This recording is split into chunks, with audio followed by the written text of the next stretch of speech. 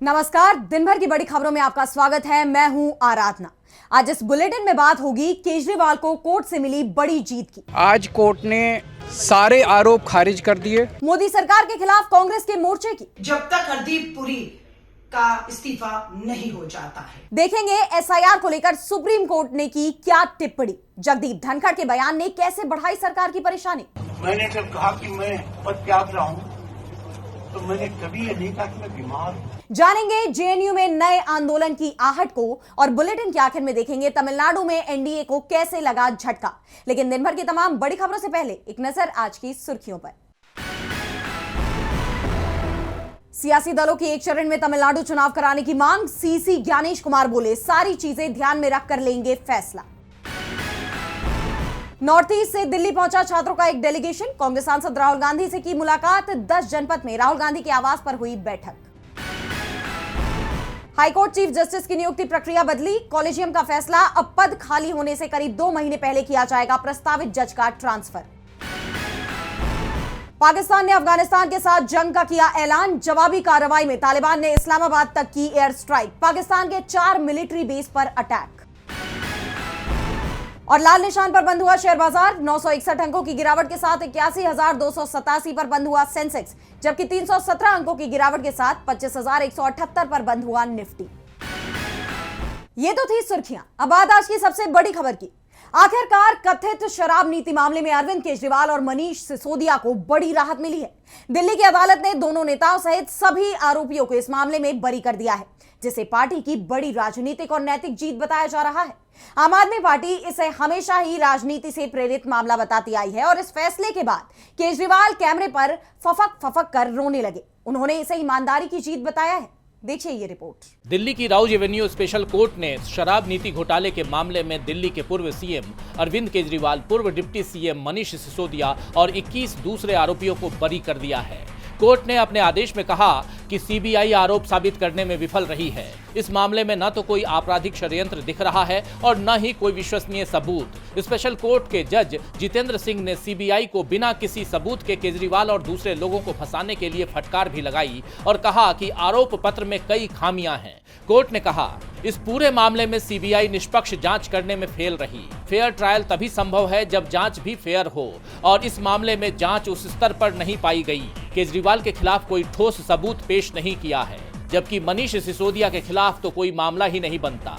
Court के फैसले के बाद अरविंद केजरीवाल मीडिया के सामने आए और उन्होंने बीजेपी पर तीखे हमले किए। केजरीवाल ने कहा, ये केस पूरी तरह से गलत और फर्जी था, इसमें मुकदमा भी नहीं चलाया जा सकता। ये पूरा षड्यंत्र प्रधानमंत्री नरेंद्र मोदी और अमित शाह ने रचा। उन दोनों को देश से माफी मांगनी चाहिए। मैं पीएम मोदी को चुनौती देता हूं कि उनमें अगर हिम्मत है तो दिल्ली में दोबारा चुनाव कराएं। आज चुनाव हुए दिल्ली में तो बीजेपी को 10 से ज्यादा सीट नहीं मिलेगी। वैसे सीबीआई ने अभी भी हार नहीं मानी है। आज राउज एवेन्यू कोर्ट के फैसले को उसने हाई कोर्ट में चुनौती दे दी है। जैसा आप जानते हैं कि यह मामला दिल्ली सरकार की 2021-22 की आबकारी नीति से जुड़ा है। उस वक्त दिल्ली में आम आदमी पार्टी की सरकार थी और सरकार की शराब नीति में भ्रष्टाचार के आरोप लगाए गए थे। उस समय दिल्ली के मुख्य सचिव रहे नरेश कुमार की रिपोर्ट के बाद उपराज्यपाल वीके सक्सेना ने सीबीआई जांच की सिफारिश की थी। सीबीआई ने जांच शुरू की और सबसे पहले 26 फरवरी 2023 को मनीष सिसोदिया को गिरफ्तार किया। बाद में इस मामले में ईडी की भी एंट्री हो गई। 21 मार्च 2024 को ईडी ने लंबी पूछताछ के बाद अरविंद केजरीवाल को गिरफ्तार किया था। इसके बाद 26 जून को सीबीआई ने उन्हें जेल से ही हिरासत में ले लिया, लेकिन अब सीबीआई के मामले से वो बरी हो गए हैं। केजरीवाल को मिली राहत ने बीजेपी खेमे में खलबली मचा दी है। तो एआई समिट में विपक्ष के प्रदर्शन पर हुई कार्रवाई को लेकर बीजेपी और कांग्रेस आमने सामने आ गए हैं। एक तरफ कांग्रेस को बदनाम करने की बीजेपी की कोशिश नाकाम होती दिख रही है, वहीं दूसरी तरफ बीजेपी को घेरने के लिए विपक्ष ने नई मुहिम छेड़ दी है, जिससे केंद्र की मोदी सरकार दो तरफा घिर गई है। तो कैसे बीजेपी पर भारी पड़ी कांग्रेस और क्या है ये पूरा मामला, देखिए इस रिपोर्ट में। एआई इम्पैक्ट समिट में इंडियन यूथ कांग्रेस के शर्टलेस प्रदर्शन पर सरकार और विपक्ष में तकरार बढ़ती जा रही है। बीजेपी की तरफ से आरोप लगाए गए हैं कि कांग्रेस इन्फ्लुएंसर्स से पेड कंटेंट के जरिए समिट की आलोचना करवा रही है और अब बीजेपी अपने आरोपों पर खुद घिर गई है। विपक्ष ने बीजेपी के आरोपों को झूठ और प्रोपेगेंडा करार देते हुए कानूनी जंग का ऐलान करते हुए चेतावनी दी कि बीजेपी 24 घंटे के भीतर झूठे आरोप हटाए, नहीं तो कानूनी कार्रवाई होगी। और अब विपक्ष की चेतावनी से बीजेपी घबराई हुई नजर आ रही है। और बीजेपी ने वीडियो डिलीट करने शुरू कर दिए, जिसे लेकर इंडियन यूथ कांग्रेस ने एक्स पर पोस्ट किया।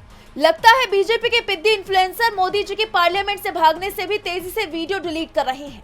आईवाईसी को बदनाम करने वाले ये झूठ फैलाने वालों के लिए स्क्रीनशॉट डिलीट बटन से ज्यादा ताकतवर है। हम चुप नहीं बैठेंगे। इस गलत जानकारी वाले कैंपेन को चलाने वालों का पर्दाफाश करने के लिए कानूनी कार्रवाई चल रही है। तैयार हो जाओ, सच तुम्हारे सामने आने वाला है। टूल किट के आरोपों को लेकर एक तरफ तो बीजेपी बैकफुट पर आ ही गई है, वहीं बीजेपी को घेरने के लिए महिला कांग्रेस ने पूरे देश में व्हाइट टी शर्ट कैंपेन चलाया। इस कैंपेन के जरिए कांग्रेस महिला कार्यकर्ता टी शर्ट पर द पीएम इज कॉम्प्रोमाइज्ड लिखकर पूछ रही हैं कि हरदीप पुरी ने अभी तक इस्तीफा क्यों नहीं दिया है। इसकी जानकारी खुद महिला कांग्रेस के अध्यक्ष अलका लांबा ने साझा की है। देश भर में व्हाइट टी शर्ट कैंपेन चलाया है, जिसमें हमारी महिला कांग्रेस की साथियां खुद टी शर्ट पे the prime minister is compromise लिखकर इस टी शर्ट को पहनकर देश के प्रधानमंत्री जी आपसे सवाल पूछ रहे हैं कि आपके मंत्री हरदीप पुरी ने अभी तक इस्तीफा क्यों नहीं। यानी बीजेपी दो तरफा घिर गई है। एक तरफ टूल किट वाले आरोप के मामले में बीजेपी पर विपक्ष भारी पड़ गया है, तो वहीं दूसरी तरफ देश भर में कांग्रेस ने एप्स्टीन फाइल मामले में बीजेपी के खिलाफ मोर्चा खोल दिया है और जवाबदेही की मांग कर दी है। कांग्रेस ने सरकार को घेर लिया है तो सुप्रीम कोर्ट ने भी कड़ा रुख अपनाया है। पश्चिम बंगाल में 28 फरवरी को फाइनल वोटर लिस्ट जारी होनी है और इससे एक दिन पहले सुप्रीम कोर्ट में बंगाल एसआईआर के मुद्दे पर सुनवाई हुई, जहां सीजीआई की बेंच ने कड़े लहजे में कह दिया कि उसके आदेश का उल्लंघन ना तो चुनाव आयोग कर सकता है और ना ही राज्य सरकार। तो क्या कुछ हुआ इस सुनवाई के दौरान, जानेंगे इस रिपोर्ट में। पश्चिम बंगाल में एसआईआर को लेकर जारी कानूनी और सियासी घमासान के बीच सुप्रीम कोर्ट ने कड़ा रुख अपनाया है। अदालत ने कड़े लहजे में चेतावनी दी कि ना तो चुनाव आयोग और ना ही राज्य सरकार उसके आदेशों की लक्ष्मण रेखा कोई पार नहीं कर सकता। मामले की सुनवाई के दौरान वरिष्ठ अधिवक्ता कपिल सिब्बल ने राज्य सरकार का पक्ष रखते हुए आरोप लगाया कि चुनाव आयोग ने पीठ पीछे न्यायिक अधिकारियों के लिए एक प्रशिक्षण मॉड्यूल जारी किया है, जिसमें उन्हें निर्देश दिए गए हैं कि कौन से दस्तावेज स्वीकार करने हैं और कौन से नहीं। इस पर सीजेआई सूर्यकांत और जस्टिस जयमाल्या बागची की पीठ ने कहा कि हम इस तरह की बातें बर्दाश्त नहीं कर सकते, इसका अंत होना चाहिए। हमें अपने न्यायिक अधिकारियों पर पूरा भरोसा है और वे किसी भी बाहरी प्रभाव या निर्देश से विचलित नहीं होंगे। अदालत ने दोहराया कि किन दस्तावेजों की जांच होनी है, ये पहले ही साफ कर दिया गया है। जस्टिस जयमाल्या बागची ने कहा कि हमारे आदेश बिल्कुल स्पष्ट है, ना तो चुनाव आयोग और ना ही राज्य सरकार इस मामले में सुप्रीम कोर्ट के आदेशों के आगे जाएगी। जैसा कि आप जानते हैं कि 20 फरवरी को सुप्रीम कोर्ट ने फैसला सुनाते हुए चुनाव आयोग और सरकार के टकराव को कम करने के मकसद से पूर्व और वर्तमान जिला न्यायाधीशों को तैनात करने का निर्देश दिया था। इस बीच प्रशासनिक स्तर पर भी हलचल तेज है। पश्चिम बंगाल के मुख्य निर्वाचन अधिकारी मनोज अग्रवाल के मुताबिक सुप्रीम कोर्ट के दिए आदेश के तहत 28 फरवरी को राज्य की फाइनल वोटर लिस्ट जारी कर दी जाएगी। इस लिस्ट में कुल 7 करोड़ 8 लाख नाम मसौदा रोल के मुताबिक बरकरार रहेंगे। जिन नामों पर न्यायिक निर्णय लंबित है, उनके आगे न्यायिक निर्णय के अधीन लिखा होगा। हटाए गए नामों पर डिलीटेड का मार्क होगा। राज्य में लगभग 60,06,675 वोट न्यायिक निर्णय के अधीन है। अब लिस्ट आने से पहले राज्य में गहमा गहमी तेज हो गई है। देखना यह होगा कि जब फाइनल वोटर लिस्ट जारी होती है तो उस पर तमाम राजनीतिक दलों की क्या प्रतिक्रिया होती है। बंगाल की राजनीति में चुनाव के मद्देनजर हलचल बढ़ती ही जा रही है। इस बीच पूर्व उपराष्ट्रपति जगदीप धनखड़ के एक बयान ने खलबली मचा दी है। उन्होंने अपने इस्तीफे को लेकर बड़ा बयान दिया है और खुलकर इस पर बात की है। उनके बयान से विपक्ष के उन आरोपों को बल मिल गया है। धनखड़ के बयान से सरकार की परेशानी बढ़ सकती है। तो क्या है ये पूरी खबर, देखिए इस रिपोर्ट में। 21 जुलाई 2025 को पूर्व उपराष्ट्रपति जगदीप धनखड़ ने अपने पद से अचानक इस्तीफा दे दिया, जिसके पीछे उनके स्वास्थ्य को मुख्य वजह बताया गया था। इस्तीफे के बाद से ना तो खुद धनखड़ कहीं नजर आए थे और ना ही इस्तीफे को लेकर उनका कोई बयान सामने आया था। लेकिन अब उन्होंने अपने इस्तीफे को लेकर चुप्पी तोड़ दी है। उन्होंने कहा है कि मैंने स्वास्थ्य कारणों के चलते इस्तीफा दिया, लेकिन मैंने कभी नहीं कहा कि मैं बीमार हूँ। स्वास्थ्य के प्रति कभी लापरवाही तो करती।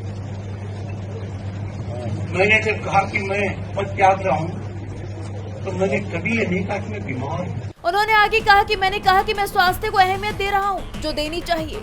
वहीं धनखड़ के इस बयान से सियासी गलियारों में सनसनी मच गई। यही नहीं, इस दौरान उन्होंने ये भी कहा कि दाढ़ी वालों को देखते हुए मैं डर जाता हूँ। हालांकि उन्होंने ये बात मजाकिया तंज के रूप में कही, लेकिन उनके बयान ने राजनीतिक बहस छेड़ दी है। जैसा आप जानते हैं कि 21 जुलाई 2025 को जगदीप धनखड़ ने स्वास्थ्य कारणों का हवाला देते हुए उपराष्ट्रपति पद से इस्तीफा देकर चौंका दिया था। मॉनसून सत्र शुरू होने से एक दिन पहले ही उन्होंने अपना त्याग पत्र राष्ट्रपति द्रौपदी मुर्मू को सौंप दिया था। धनखड़ के अचानक दिए इस्तीफे को लेकर सियासी गलियारों में खूब चर्चाएं हुई थी। विपक्षी दलों ने इसको लेकर सवाल भी खड़े किए थे और मामला कुछ और होने का दावा किया था। और अब खुद धनखड़ ने बता दिया है कि वो बीमार नहीं थे। ऐसे में विपक्ष के दावे मजबूत होते हुए दिखाई दे रहे हैं कि धनखड़ को राजनीतिक साजिश के तहत पद से हटाया गया है। धनखड़ के बयान से बीजेपी की मुसीबतें बढ़ती दिखाई दे रही हैं, तो जेएनयू में एक बार फिर बड़ा बवाल हो गया है। कुलपति की जातिगत टिप्पणी को लेकर कैंपस में पुलिस और छात्र आमने सामने आ गए। मामला इतना बढ़ गया कि रात में छात्रों को गिरफ्तार कर लिया गया, लेकिन सुबह तक ये पूरी तस्वीर ही बदल गई। इस विरोध के पीछे और भी कई वजहें बताई जा रही हैं। तो क्या जेएनयू में सुनाई दे रही है एक और बड़े आंदोलन की आहट? जानेंगे इस रिपोर्ट में। दिल्ली के जवाहरलाल नेहरू यूनिवर्सिटी में एक बार फिर बड़े बवाल की खबर सामने आई है। गुरुवार को कैंपस में जो संग्राम शुरू हुआ वो देर रात पटियाला हाउस कोर्ट तक पहुंच गया। सवाल उठ रहे हैं कि क्या जेएनयू में एक और बड़े आंदोलन की आहट सुनाई दे रही है और आखिर इसकी वजह क्या है? दरअसल इस पूरे बवाल के पीछे कुलपति सत्यश्री डी पंडित के यूजीसी नियमों को लेकर कथित बयान को वजह बताया जा रहा है। छात्रों का आरोप है कि कुलपति ने एक इंटरव्यू के दौरान जातिगत टिप्पणी की। इस बयान ने छात्रों को आक्रोशित कर दिया और जेएनयू छात्र संघ ने सीधे तौर पर कुलपति के माफी और इस्तीफे की मांग कर दी। इसे लेकर छात्रों ने कहा कि वो इसे लेकर कैंपस से शिक्षा मंत्रालय तक लॉन्ग मार्च निकालेंगे। 26 फरवरी की दोपहर जब सैकड़ों छात्र मार्च के लिए कैंपस गेट पर इकट्ठा हुए तो वहां भारी पुलिस बल तैनात था। पुलिस का कहना था कि मार्च की इजाजत नहीं है। छात्र आगे बढ़ने पर अड़े और पुलिस उन्हें रोकने पर। इस टकराव के बाद पुलिस ने 51 प्रदर्शनकारियों को हिरासत में ले लिया। उन पर सरकारी काम में बाधा डालने और सार्वजनिक संपत्ति को नुकसान पहुंचाने जैसे गंभीर धाराओं में एफआईआर दर्ज की गई। शुक्रवार को यह मामला पटियाला हाउस कोर्ट पहुंचा। राहत की बात यह रही कि दलीलें सुनने के बाद कोर्ट ने हिरासत में लिए गए सभी छात्रों को जमानत दे दी। अदालत ने कहा कि ये आरोपी पेशेवर या आदतन अपराधी नहीं है और छात्रों के वकील ने इस फैसले को लोकतंत्र की जीत बताया। दरअसल ये पूरा विवाद 16 फरवरी को रिलीज हुए एक पॉडकास्ट से शुरू हुआ। इस पॉडकास्ट में कुलपति यूजीसी के 2026 इक्विटी रेगुलेशन पर चर्चा कर रही थी। बातचीत के दौरान उन्होंने कहा कि इसे काफी सीक्रेट तरीके से किया गया है, यहाँ तक कि हमें भी नहीं पता चला कि इसमें क्या लिखा गया है। आप किसी एक ग्रुप को पावर देकर और दूसरे को न्याय देने से इनकार नहीं कर सकते हैं। उन्होंने आगे कहा कि दलित और अश्वेत लोग हमेशा विक्टिम बनकर या विक्टिम कार्ड खेलकर आगे नहीं बढ़ सकते। ये ड्रग्स से ज्यादा खतरनाक है। लगातार ये बताते रहो कि सामने दुश्मन है और तुम उस पर चिल्लाते रहो जिससे तुम्हें अच्छा फील होगा। ये सब असलियत नहीं है, सिर्फ काल्पनिक दुनिया बनाने की कोशिश हो रही है। मुझे लगता है कि हर कोई लड़ाई लड़ रहा है। एक ब्राह्मण भी बहुत गरीब परिवार से आ सकता है। हमें हर किसी के लिए और हर किसी के हक के लिए लड़ना होगा। यह आपके जन्म से मिली पहचान पर निर्भर नहीं हो सकता। ये चीज अलोकतांत्रिक है। दरअसल यूजीसी के नए नियमों की बात करें तो यूजीसी ने 13 जनवरी 2026 को नए नियम जारी किए थे। इसका नाम promotion of equity in higher education institutions regulations 2026 है। इन नियमों में उच्च शिक्षा संस्थानों में जाति आधारित भेदभाव को रोकने के लिए इक्विटी कमेटी बनाने का प्रावधान था, लेकिन नियमों में भेदभाव की परिभाषा सिर्फ अनुसूचित जाति, अनुसूचित जनजाति और अन्य पिछड़ा वर्ग तक सीमित थी। अब जेएनयू में हुए इस बवाल की आहट राजनीतिक गलियारों तक पहुंच गई है। विपक्ष इसे अभिव्यक्ति की आजादी पर हमला बता रहा है तो सत्ता पक्ष इसे कैंपस का माहौल खराब करने की साजिश। फिलहाल जेएनयू में तनाव कुछ कम जरूर हुआ है, लेकिन खत्म नहीं हुआ। कैंपस के गेट पर लगे पुलिस के पहरे और छात्रों के नारों के बीच एक गहरी खाई दिख रही है। आने वाले दिनों में ये विवाद देश की राजनीति में एक बड़ा मुद्दा बन सकता है। फिलहाल सबकी नजरें शिक्षा मंत्रालय के अगले कदम और यूनिवर्सिटी प्रशासन की सफाई पर टिकी हुई है। जेएनयू में लगातार हो रहा बवाल चर्चा का विषय बन गया है, तो सुर्खियों में इस वक्त शंकराचार्य अविमुक्तेश्वरानंद भी बने हुए हैं। शंकराचार्य से जुड़े शोषण के मामले में सुनवाई हुई, जहां अविमुक्तेश्वरानंद को फिलहाल राहत मिल गई है।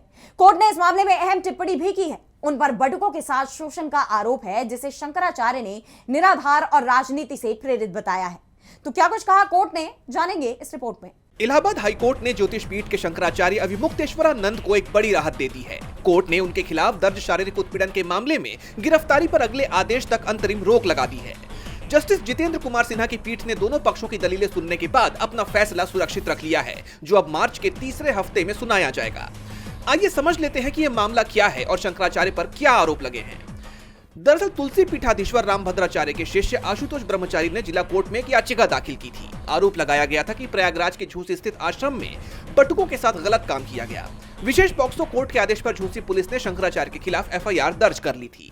24 फरवरी को दाखिल अग्रिम जमानत याचिका पर सुनवाई के दौरान तीखी बहस हुई। शंकराचार्य के वकीलों ने इसे गहरी साजिश करार दिया था। उनका तर्क था कि यह मामला किसी अपराधी का नहीं बल्कि एक धर्मगुरु का है, जिन्हें छवि खराब करने के मकसद से फंसाया गया है। इस मामले को सिर्फ कानूनी नजरिए से नहीं बल्कि सियासी चश्मे से भी देखा जा रहा है। अविमुक्तेश्वरानंद अक्सर बीजेपी सरकार की नीतियों के खिलाफ मुखरता से बोलते हैं, इसलिए इस कार्रवाई को राजनीति से प्रेरित बताया जा रहा है। इसे माघ मेले में हुए टकराव से भी जोड़कर देखा जा रहा है। जैसा कि आप जानते हैं कि एक दिन पहले शंकराचार्य ने इसे पूरी तरह से निराधार और मनगढ़ंत कहानी करार दिया था। पूरी तरह से मनगढ़ंत का मतलब पूरी तरह से एक फिक्शन, एक ऐसी कहानी बनाई गई है और उस कहानी को बना करके चला दिया गया है। और हमको बड़ा मजा आ रहा है, आप जैसे बड़े बड़े चैनल के पत्रकारों को देख करके और उनके एंकर्स को देख करके और उस पर बैठे हुए विशेषज्ञों को देख करके कि एक अपराधी हिस्ट्री आता है, आकर के एक कहानी बनाता है और कहानी बना करके उसको लुढ़का देता है और सारे लोग उसी में दब करके यहाँ दबी, यहाँ लगा, यहाँ चोट लगी, ये करने लग जाते हैं, हाय दैया करने लगते हैं। शंकराचार्य ने आगे कहा था कि भारत के कानून का, न्याय व्यवस्था का, पुलिस विभाग का, सरकारों का इतना बड़ा दुरुपयोग हो जाता है, ये हमें एक दर्शक के रूप में देखने को मिल रहा है। अब सबकी निगाहें मार्च के तीसरे हफ्ते पर टिकी हुई हैं, जब इस मामले पर कोर्ट अपना फैसला सुनाएगा। लेकिन तब तक ये मामला राज्य की सियासत में गरमाया रहेगा, इसके पूरे आसार नजर आ रहे हैं। और बुलेटिन के आखिर में देखेंगे तमिलनाडु में एनडीए को लगे झटके को। 2026 में 5 राज्यों में विधानसभा चुनाव होने हैं, इसमें तमिलनाडु भी शामिल है।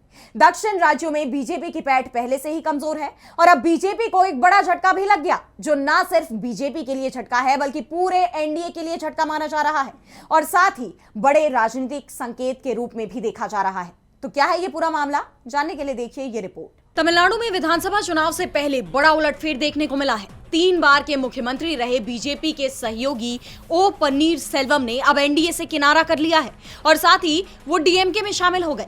बता दें कि 27 फरवरी की सुबह करीब 9 बजे पन्नीरसेल्वम ने अपने विधायक पद से इस्तीफा दिया और उसके बाद वो सीधे डीएमके मुख्यालय अन्ना अरिवलयम पहुंचे और मुख्यमंत्री एमके स्टालिन से मुलाकात की और स्टालिन की मौजूदगी में उन्होंने डीएमके की सदस्यता ली, जिसकी जानकारी सीएम स्टालिन ने एक्स पर पोस्ट कर दी। उन्होंने कहा कि पूर्व मुख्यमंत्री और प्रिय भाई तिरु ओ पन्नीरसेल्वम अपनी मातृ संस्था द्रविड़ मुन्नेत्र कड़गम यानी डीएमके में शामिल हो गए हैं। मैं खुले दिल से उनका स्वागत करता हूं। द्रविड़ आंदोलन के महान नेता का नाम धारण करने वाले पन्नीरसेल्वम द्रविड़ विचारधारा की रक्षा के लिए हमारे इस महान आंदोलन से जुड़े हैं।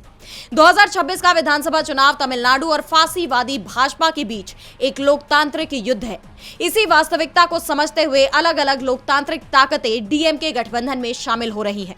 हमारे साथ जुड़े हमारे भाई तिरु ओ पन्नीरसेल्वम एक स्नेही, गुड़ी और विनम्र व्यक्ति हैं। उनका आगमन कल्याणकारी हो, तमिलनाडु की विजय हो। राज्य का ये सियासी घटनाक्रम बीजेपी समेत पूरे एनडीए के लिए बड़ा झटका माना जा रहा है। जैसा कि आप जानते हैं कि इसी साल तमिलनाडु की 234 सीटों वाली विधानसभा का चुनाव होना है। पन्नीरसेल्वम 3 बार तमिलनाडु के मुख्यमंत्री रह चुके हैं। वो पूर्व सीएम और एआईएडीएमके की अध्यक्ष जयललिता के वफादार माने जाते थे। उनके निधन के बाद पार्टी में उन्होंने बड़ी भूमिका निभाई। हालांकि एआईएडीएमके में अंदरूनी कलह बढ़ती ही चली गई। ऐसे में पलानीस्वामी और पन्नीरसेल्वम में आपस में तनाव चरम पर पहुंच गया और संगठन में फूट पड़ गई। वहीं राजनीतिक जानकारों का मानना है कि बीजेपी पलानीस्वामी और पन्नीरसेल्वम के तनाव को खत्म कर उन्हें एकजुट करने की प्लानिंग में थी, जिससे वो तमिलनाडु में डीएमके को टक्कर दे सके। लेकिन अब पन्नीरसेल्वम खुद डीएमके का हिस्सा बन गए हैं, जिसे बीजेपी समेत पूरे एनडीए के लिए बड़ा झटका माना जा रहा है और वहीं ये इंडिया गठबंधन की मजबूती का संकेत भी माना जा रहा है। तो आज इस बुलेटिन में इतना ही। आप देखते रहिए डीबी लाइव। नमस्कार।